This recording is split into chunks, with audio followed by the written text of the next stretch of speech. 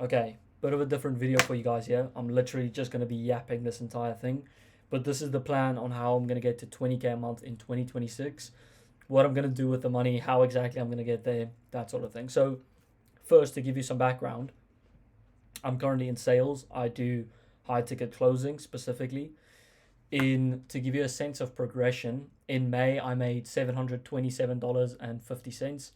In June, I made $3,208. In July, I made something like $7,900. And right now, on the 24th of August, I'm sitting on around 6.1K. Um, Hopefully, this could be my first 10K month because I've got a couple of things going down in the next week or so. Specifically, a massive webinar on the offer I'm on where we're literally dropping the price of the program, everything, which hopefully should carry me up. I've got a student that I'm coaching that is probably going to hit like a, what do you call it, a goal target where he pays, because it's pay on results, he pays an extra amount. Um, yeah, so hopefully we'll probably do at least 8, 9K this month, hopefully 10K to hit my first 10K month. And then obviously the goal is next year I want to hit 20K, if not more, but we'll keep it 20K for now, maybe like half of the year, probably around 20K. And it's going to look a lot different to how I'm making money right now, which sounds counterintuitive if you're just hearing that, right? You're thinking, okay, well, what you're doing now is working. Why not just continue that up until 20K? And the first concept I want to talk about is leverage. So everyone knows what leverage is, right? Just to give you an idea, if you've got something you need to pick up, let's say this is like a stick kind of thing. What can I even call this? This is a stable object and I need to pick this up. The further down here I push this down, like the longer this thing is, the higher leverage I have, which means the less effort I need to put in to make this thing move or get a return in a sense. Which means my current form of making money is quite leveraged. So if you think about it, I close the deals, I get a commission, I have no delivery. So I get on a call with the prospect, I close the prospect, take the payment, I get 10% of that, and I don't have to worry about them again. Like, I don't, obviously, the program I'm in is very good. We have coaches and stuff going through the whole process with them. We have a solid guarantee in place, all of that. But I don't actually deal with the clients again. All I deal with is getting the payment in, which is great. It's high leverage, right? But it's also the amount of clients I can close is directly linked to the amount of calls I take. Okay, and a call is usually anywhere from like 30 minutes to an hour. Usually it's around 45. Some of them don't close, some of them do, but either way, you have to spend that time to actually get a deal closed. So a higher form of leverage, or okay, wait, let's start with the lowest form of leverage. That would be if you're 100% trading time for money, and that'd be working pretty much minimum wage, right? Because you have to put in a certain amount of hours to get exactly the same amount back. So if you put in 1 hour, you get $1 or whatever. Okay, that's closer to South Africa's minimum wage. But let's say like $7 or something in the US. That is, you don't have leverage because you have to work more hours to make more money. With closing, obviously, it is also kind of the same. It is a bit more variable, but also you can make way more money. So the upside is higher. Like if I take, let's call it 100 calls a month. Is that accurate?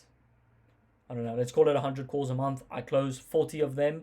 We'll say average cash collected is $1,000. That is that's 10K. I'm pretty sure.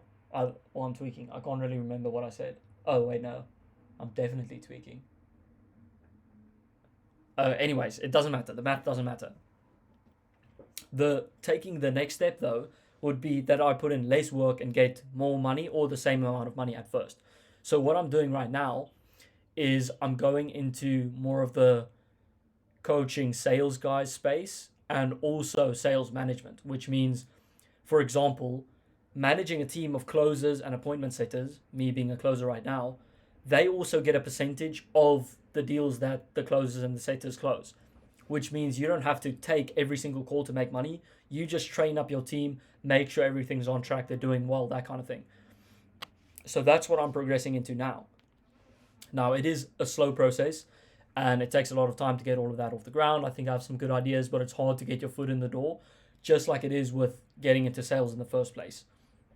So it's a long process. I'm looking to, by the end of this year, probably do around 8K a month consistently without having to close myself, which would be ideal. That would be amazing because it leaves me with more time to study, do other things, because I'm still in university as well, which is crazy because it takes up a lot of time. I don't have much time for everything.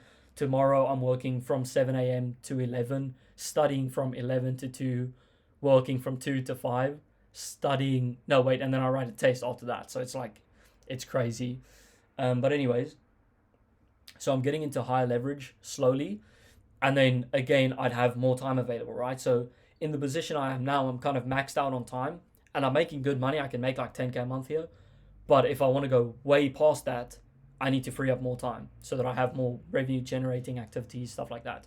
So the plan is to move into higher leverage, get some more time back, pour more of it into that, and make more money. Okay, so let's say I get to 20K a month by middle next year. The ideal way that looks like is me not taking any closing calls. I have a couple of coaching sales clients that I work with and sales management clients that I do the sales team meetings, that kind of thing. And then so what do I actually want to spend the money on is a really good question. I was always kind of thinking of what I should do with regards to money, because right now I'm sharing a lot of how I'm making. Like, you can pretty much know exactly what I'm making. I've told you a lot. And to be completely honest, I'm saving like most of it. I've paid my taxes for half of the year so far. And then also I'm building an office now. So I'm buying a bunch of office equipment, that kind of thing. The rest I'm literally saving, going into an account, getting like 7.3% interest per year. And the plan is build that up and then buy an apartment in like 2027, which would be really, really nice, because if I can get rent sorted, like I pay the apartment off cash and I don't have to worry about rent, that makes this much easier to do long term, because I don't have to worry about, oh, I need to pay rent, because I have the house paid off. All I need to worry about is like food, water, electricity, that kind of thing, which isn't that expensive anyways. Like, I can make 10% of what I'm making now and be like completely chilling. So that's kind of the idea for what I'm going to do. I kind of want to make these videos a bit different. I think this is kind of all over the place, but I'm just testing it out, seeing how it does. And then, yeah, we'll see for future. If you guys have topics I should talk about, you want me to talk about, leave them in the comments as well. If you want to see more specifically exactly what I'm spending my money on, kind of investing in, all of that kind of stuff, and how I'm progressing into sales management and everything, drop a comment. I'll reply to everyone, and comment a crown emoji if you watch this far into the video. Thanks for watching, boys. Cheers.